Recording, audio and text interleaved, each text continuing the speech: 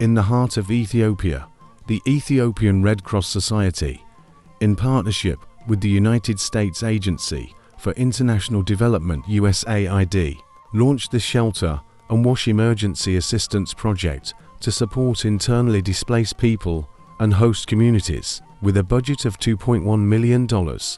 This initiative set out to uplift communities affected by conflict, spanning 5 zones of the Oromia region: Ilu Aba Bor, Buno Bedele, East Wollega, Horo Guduro, and East Borena. It reached over 100,000 people through shelter construction, water facilities restoration, and community empowerment. Lives were transformed and hope restored. But the story is not over.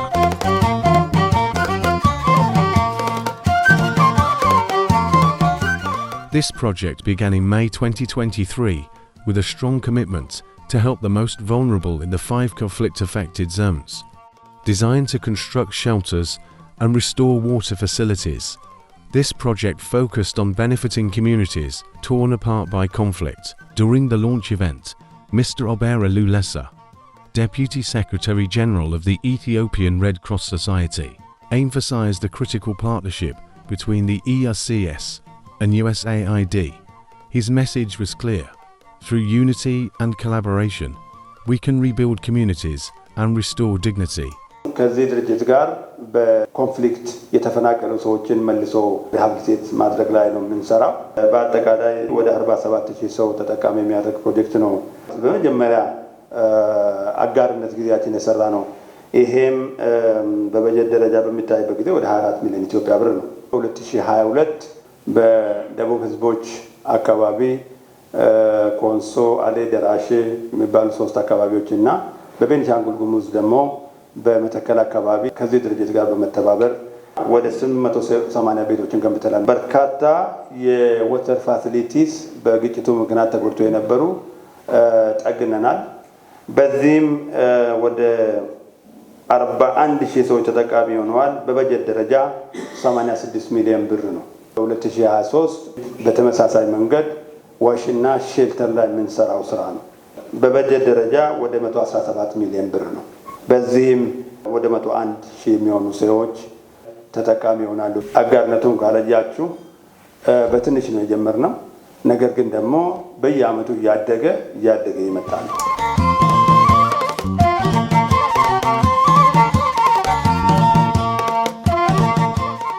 Workshops were conducted across the 5 zones to introduce the project, engage communities, and ensure the initiatives address the most pressing needs on the ground.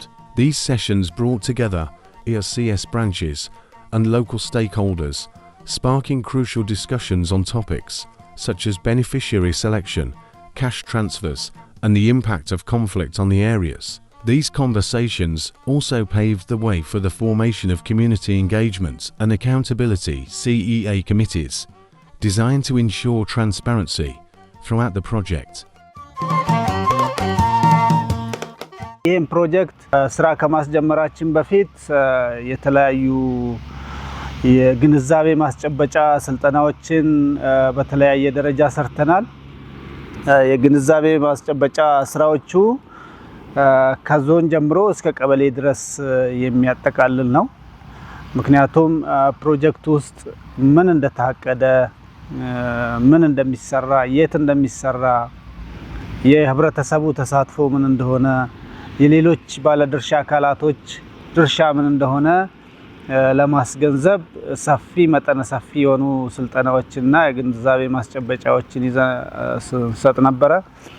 እዛ ውስጥ እንግዲህ የሲኤ ኮሚቴዎች ከፍተኛውን ቁጥር ይዛሉ። ከዛ በመቀጠል በማህበረሰብ ደረጃ ከቀበሌ ተውጣጡ ተጠቃሚዎቹን መርጦ የሚያመጡትን ሰዎች ሰፊ ስልጠና ሰጥተናል። ስልጠናው የሚያጠቃልለው ስለ ፕሮጀክቱ ብቻ ሳይሆን ፕሮጀክቱ ውስጥ እነማን ሊካተቱ ይችላሉ፣ ቅድሚያ ለነማን ሊሰጥ ይችላል፣ ሴቶችን እንዴት ማሳተፍ እንችላለን፣ ከፕሮጀክቱ ጋራ የተያያዙ ስራዎች ማህበረሰቡ ላይ ጫና ማምጣት እንደሌለባቸው ለማስገንዘብ ሰፊ ስራ ሰርተናል።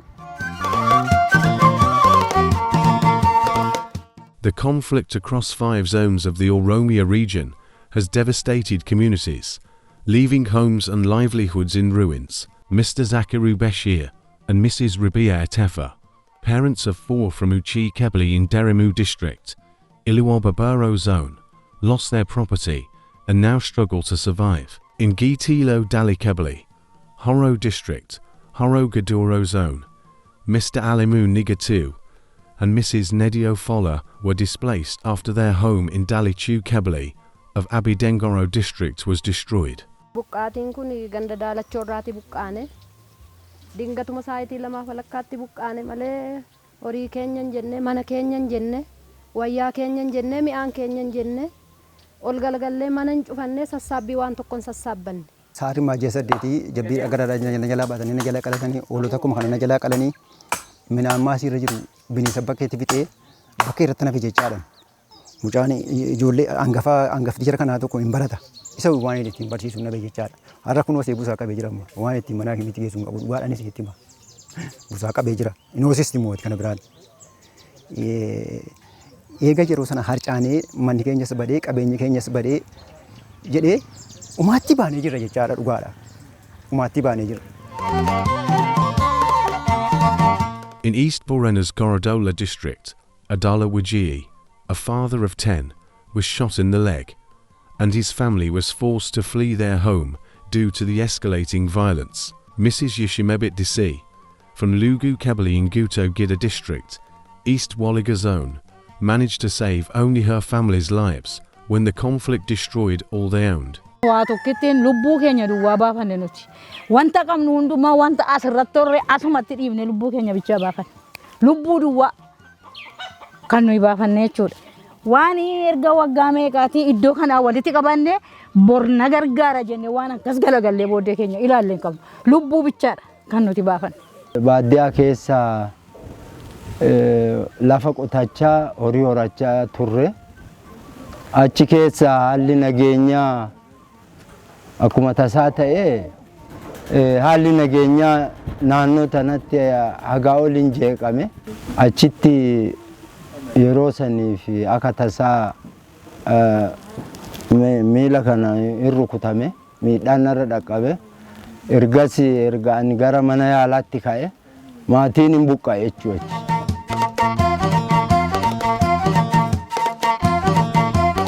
Under the Shelter and Wash Emergency Assistance Project, the Ethiopian Red Cross Society worked tirelessly to ensure that those most affected by the conflict could have a place to call home again. Mr. Gosorabera shares more on how the shelter initiative made a lasting impact. ፕሮጀክቱ በአጠቃላይ 1865 ቤቶችን ለመስራት ነው እቅድ የያዘው። አክቹአሊ መጨረሻ ላይ በምንዛሪ ለውጥ ያገኘናቸው ብር ነበረ። ይሄንን ከዞንና ከክልል ጋራ በመነጋገር ምስራቅ ወለጋና በቡኖ በደሌ ተጨማሪ 44 ቤቶች እንዲሰሩ ተደርገው የመጠለያ ቁጥሩ ወደ 1909 ከፍ ብሎ በዛ መሰረት ተሰርቷል ማለት ነው። የቤት ተጠቃሚዎቹ አመራረት እነማን መሆን እንዳለባቸው በስልጠና ወቅት ክራይቴሪያዎቹን አውጥተናል። በዛ መሰረት በተለይ አቅመ ደካማ የሆኑ ሴቶች ብቻ የሚመሯቸው ቤተሰብ እና ብዙ ልጆች ያላቸው እና ምንም በግጭቱ ምክንያት ሀብት ንብረታቸውን ያጡት እዛ ውስጥ ተጠቃሚ እንዲሆኑ ተደርጎ ተሰርቷል ማለት ነው። In addition to shelter construction, wash non-food items were distributed to 2,200 households and water treatment chemicals to 4,000 households across all 5 zones. Each shelter beneficiary received 36,400 for Ethiopian beer into rounds. Though the amount was insufficient to fully complete the homes, the community came together, contributing wood and labor to assist vulnerable families. Out of the total shelter construction, 605 houses were built in Horo, Horo Baluk, and Jardiga Jarte districts of Horo Guduro zone, and 622 houses in Guto Gida and Cebu Sari districts of East Wollega zone. Despite security challenges, all houses were completed successfully. Beneficiaries include Mr. Alimu Nigatu and Mrs. Nedio Fola, displaced from Dalachu Kebli of Abidengoro district to Gitilu Dali Kebli of Horo district in Horo Guduro, and Mrs. Yeshi Mebit Disi from Lugo Kebli in Guto Gida district, whose home was destroyed by conflict. They share their gratitude as recipients of the shelter program. Maatii koo wajjiniin nagaa qabaannee isinis nagaa taatanii erga gaafa dhuftanii wal agarreeti utuu rakkinni tokko isin hin mudatin isin nagaadhaan iddoo kana ga'uudhaaf gammachuu guddaan qaba. Waaqayyoo koo akkuma koo duraatti itti qaxxalee ammayyuu nan galateeffadha. Darbee immoo biyyittii dhumti nagaa taatee isin nagaa amma kana deemtanii dhuftanii biyyi nagaa hin qabne yoona jiraachuu danda'a. Addunyaan marfamtee jirtu jiraachuu dandeessi. Garuu waan keenya manuun addan galaana du'aa gidduutti nagaa nuu kennee maatii kana fakkaatu wajjin bakkee keessa yoo ilaaltan mana keessa yoo ilaaltan haaduun iyyuu ammayyuu baay'eedha nuti. Jirra nuyi ammayyuu jirra ganaa jiraanna ammas. Kanaaf hankoo gammachuudhuma yoomiyyuu hankoo qasoon koo booddee hin deebi'u. Kanaaf ani qooda koo maatii koo wajjin biyya keessa jiraannu wajjin isinii wajjin gammachuu guddaan qaba. Gammachuu koo immoo isin nageessiseera.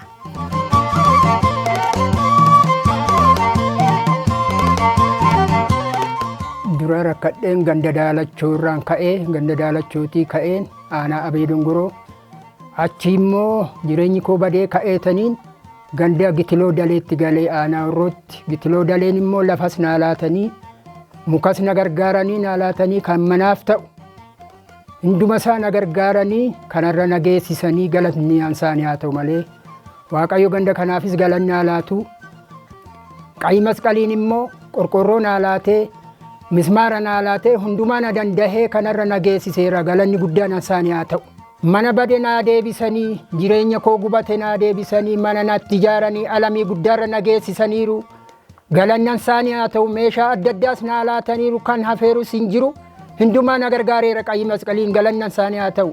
Sababa kanaatti ani manattis baha hin jenne miilli koos lafa ejjetan jenne jiruuttis bahan jenne jireenyattis bahan jenne guddaa galatoomaa malee waanuma jechaan wallaala jootoon jecha qabuun jecha wallaala malee jecha baay'eetu jira afaan koo keessa garaa koo keessa jecha baay'ee jecha guddaa waan isinitti ma'utu jira.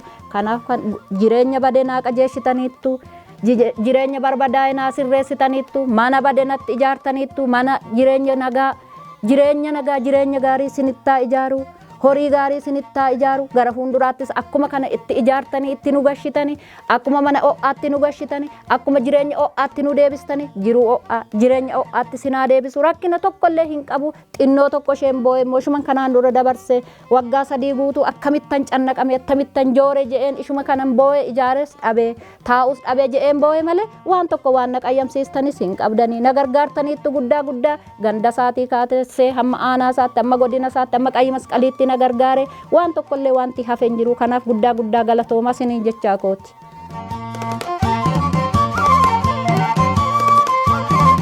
A total of 242 houses were built in Buno, Chulwaka, and Meku districts of Buno Bedele zone, along with 220 houses in Derimu and Algi Sachi districts of Ilu Aba Bor zone, benefiting conflict-affected families. Mrs. Beriti Imana from Buno, and Mr. Ahmed Mohammed and Mrs. Cholta Mohammed, parents of 3 from Chulwaka district, expressed their happiness at recovering from the conflict's impact thanks to the new shelters. Mr. Zakiru Beshir and Mrs. Rabia Atifa, parents of 4 from Uchikebli in Derimu district, shared their gratitude for the shelter assistance as it helped them rebuild their lives after the conflict.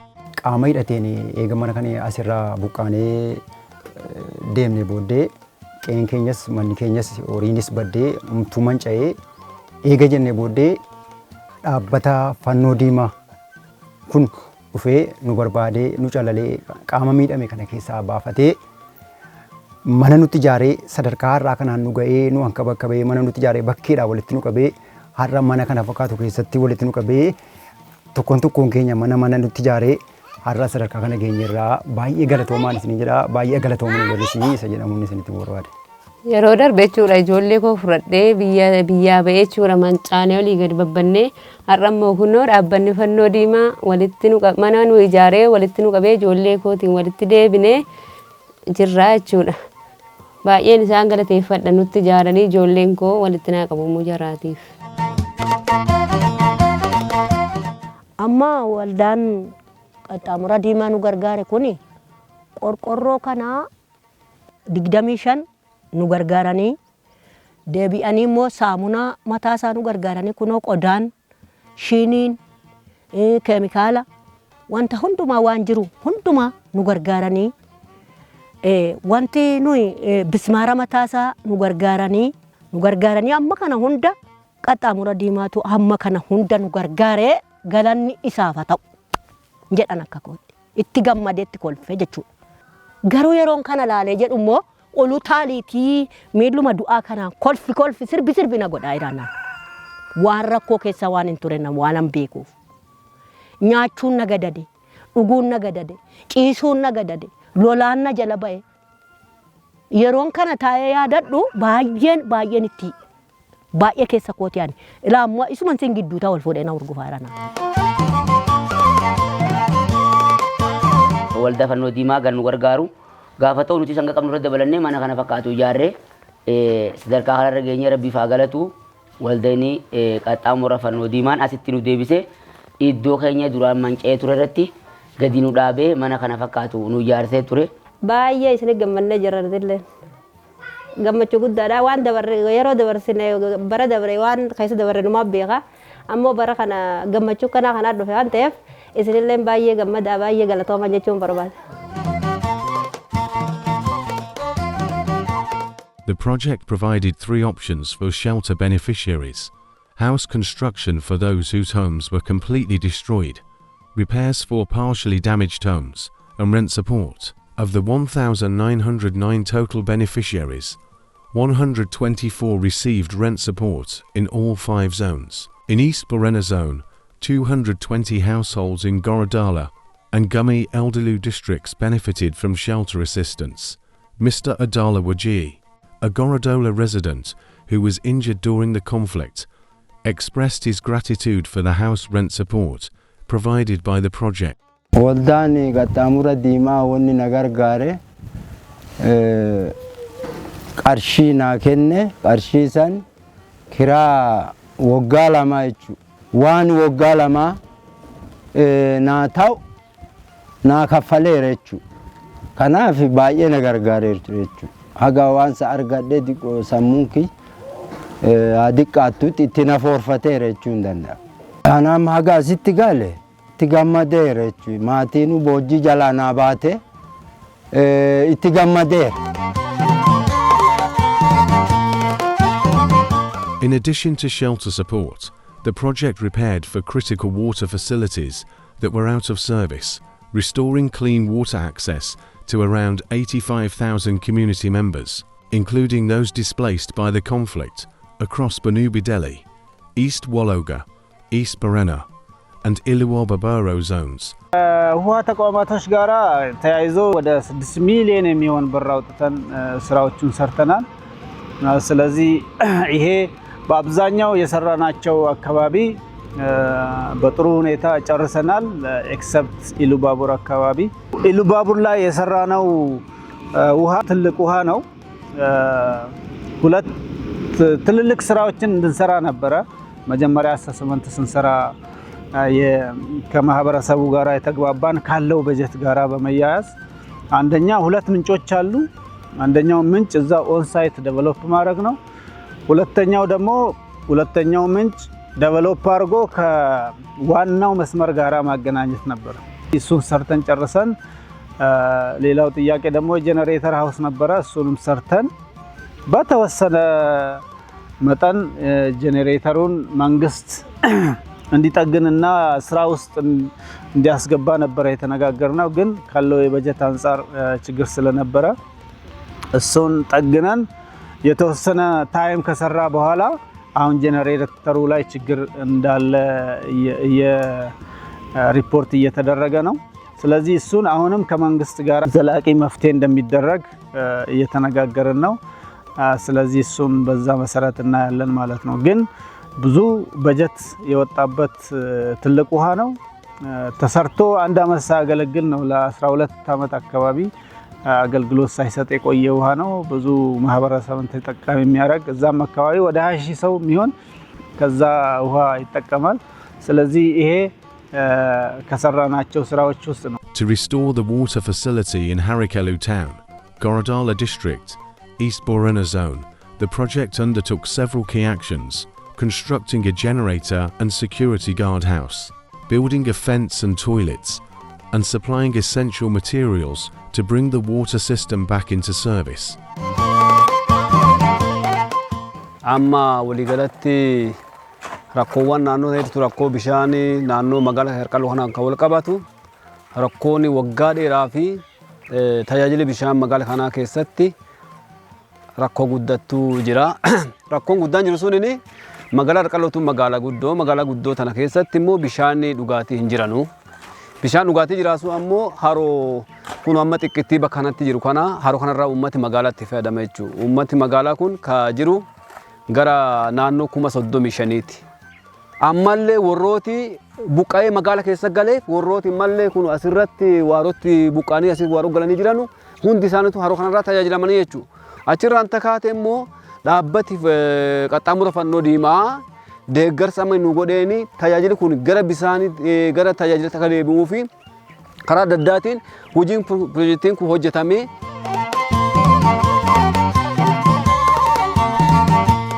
The project transformed the spring water into a safe and reliable source for the community in Cebu Seri district, East Wollega zone. To preserve its purity, a protective fence was constructed around the spring. Additionally, a small bridge and a concrete washing pool were built, offering essential services and improving the daily lives of the local community. Maqaanko Boontuun jedhama, Boontuu Badhaasaan jedhama. Duraanii bishaan achii keessaa waraabannee bahuudhaaf gaafa akkas ceenu baay'ee rakkanna turre. Amma garuu nu sirratee karaa hundumtuu nu mijatee ce'uudhaaf illee irra fiignee ceena. Duraanii jechuudha jarkaanii baannee yeroo ce'uuf jennu baay'ee raafamaarra ceena turre. Dandeenyee isaa harka faa wal qabnee wal ceesnee wal ceena turre. Amma garuu irra fiignee ce'uu hin dandeenya jechuudha. Kanaafiyyuu karaa bishaanii warri dhuftanii kana nu hojjetan guddaa galatoomaan isiniin jedha. Maqaan koo Eebbisee Tolasaati. Amma ergi bishaan dur yogguu bishaan kana qulqullaa'een dhunnu mana kimiitti naannofna mana kimii dhaqna taayifoodiin nu qaba. Amma ergi bishaan kun sirraa'e immoo nagaa arganneerra ijoolleen keenya sunis nagaa arganneerra. Amma gama sana walitti cehuuf iyyuu rakkoo guddaadha. Warri gamaaf gamanaa rakkoo guddaa turre. Amma immoo ergi nooraan kun nu sirraa'ee nu xuruu nu ta'e immoo warri gamaas warri gamanas gammachuun walitti deemnee waraabbachaa jirra. Kana hundumaayyuu immoo nu wajjin taaggaltanii nu gargaartaniif immoo galatoomaa hundi keessaniyyuu.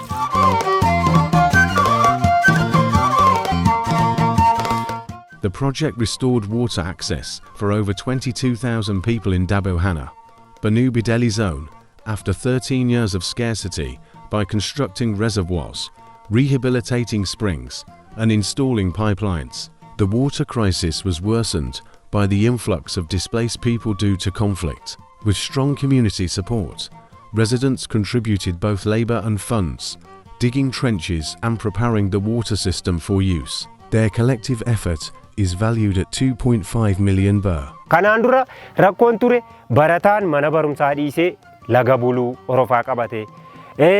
Buufanni fayyaa bishaaniin qabu. Manni barumsaa sadarkaa tokkoffaan jira, sadarkaa lammaffaan jira, keejiin jira, manni nyaataa dhugaatii jira, buufanni fayyaa kan dhuunfaa kan mootummaa hin jiran. Jarri kun hundi isaanii rakkoo bishaaniitiif rakkoo hammaataa keessa turani. Amma dhaabbata kanaafis galata rabbiifis galanni haa ta'u rakkoon kun matoo bamatoo kanaan booda furameera. Ani maqaan koo Jiituun jedhama. Kanaan dura rakkoo bishaanii qabna. Bishaan hunduutti cinqameera. Bishaan waa tokko hin qabu. Amma immoo garuu arganneera. Ani barattuu kutaa shanaffaatti. Yeroon bishaan naqu sa'aatii barumsa kootiin jalaa qisaasesseera. Sa'aatii barnoota kootiin jalaa gubeera garuu. Qaamni masqaliin bishaan kana hojjetee sadarkaa kana waan nu ga'eef nuttis hawaasa keenyattis gammachuu guddaa dhaga'ameera. Volunteers played a pivotal role in the success of this project. Around 140 dedicated individuals not only provided training, but were also actively involved in every phase from supporting implementation to engaging with communities. These unsung heroes truly made it all possible. እነኚህ በጎ ፈቃደኞች ስራቸው የቤት ግንባታዎችን ይከታተላሉ። የንጽህና መጠበቂያ እንትኖች አስተባብረው ዲስትሪቢዩት ያደርጋሉ። የንጽህናና ከንጽህና ጋራ የተያያዙ ትምህርቶችን ከጤና ባለሙያዎች ጋራ በመተባበር ይሰራሉ። በየቀበሌው የሚካሄዱ ካምፔኖች አሉ። ለምሳሌ ከንጽህና ጋራ በተያያዘ መጸዳጃ ቤትን ከመስራት ጋራ በተያያዘ ከሱ ጋራ የሚሰሩትን ስራዎች ቀን በቀን ይከታተላሉ ማለት ነው። ቶላ ኦላቲ ሜሻቺ ጌጀብሲሱዳን ኢሌ ኦፊ ኬኛ ኢሌ ኡምነ ኬኛን ባኔፍኔ በከሳመነ ጃረቻ ጅሪን አከሚተ ከሳኒ ጃሩ ቀበን ኦጌሳ መና ኢጃሩ ወጅኑ ወልቆነምኔ ለፈሌ ሶቅኔ ወጅኒን ኢሌ ኢጃራ ቱሬራ ጀቹዳ ካናፍ ኑቲ አከቶላ ኦላቲ አምበሌ ታናን ኦጀቹ ፌዴ ጉዳ ቀምና ዋሰ ኬኛ ብረ ኡምነ ኬኛንስ ቤኩምሰ ኬኛንስ ዳበቹዳፍ ባየ ፌዴ ጉዳ ቀምና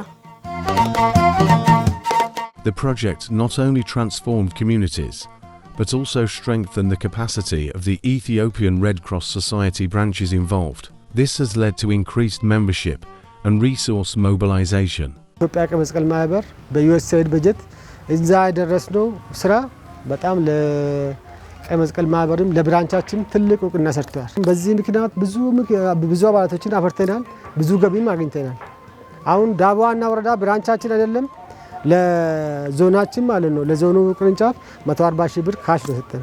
የበደለ ከተማ ቅርንጫፍ ለንም እዚህ ይሄን ቦታ ሰጠን። ለመጀመር ደግሞ 150 ሺህ ብር ካሽ ሰጠን። ባለፈው 2015 አንድ የፔሮል መንበር አልነበረንም። አሁን ላይ ግን ወደ 96 ሰው የፔሮል አባል ነው። በየወሩ ከደሞዙም ቀርቶ አባል ሆኗል። ዳባዋና ላይ፣ ጨዋቃ ላይ፣ ደጋ ላይ፣ መኮ ላይ ማለት ነው። ለህዝባችን ቀድሞ የደረሰው ቀይ መስቀል ስለሆነ ለኛም ነገ ዋስ ይሆንልናል፣ ዋስትናችን ነው ብሎ በራሱ ሰው በፍላጎቱ አባል አድርጉን ብሎ ወደ አባልነት እየመጣ ነው ማለት ነው። The success of this project has left a lasting impact on these communities. As they rebuild, the hope for continued support remains. ይህ ፕሮጀክት የሰራቸው ስራዎች እዛ አካባቢ ባለው ማህበረሰብ ደረጃ በጣም ጥቅም የሚሰጥ ነው። ምክንያቱም አብዛኛዎቹ በተለያየ ምክንያት መጠለያዎቻቸውን አጥተዋል። መጠለያ መልሶ ለመስራት ደግሞ በጣም ይቸገራሉ። ስለዚህ ለአንድ ቤተሰብ መጠለያ መስራት ማለት ብዙ ነገር ማለት ነው። አንደኛ ከስነ ልቦና አንፃር፣ ሁለተኛ ከሴኩሪቲ ራሱ አንፃር፣ ሶስተኛ ከኢኮኖሚ አንፃር ስናይ ብዙ ጠቀሜታ ይሰጣቸዋል። 1909 ቤት ሰው እንዲኖረው በጊዜያዊም ይሁን በክራይም ይሁን በቋሚነት ቤት ሰርቶ እንዲኖርበት ማድረግ በጣም ቀላል አይደለም። ስለዚህ በሚቀጥሉትም ጊዜ ተመሳሳይ ስራዎችን እንሰራለን ብለን እናስባለን። As the project team shares a meal with the community, we are reminded that rebuilding is not just about structures, but about restoring the bonds that make us human.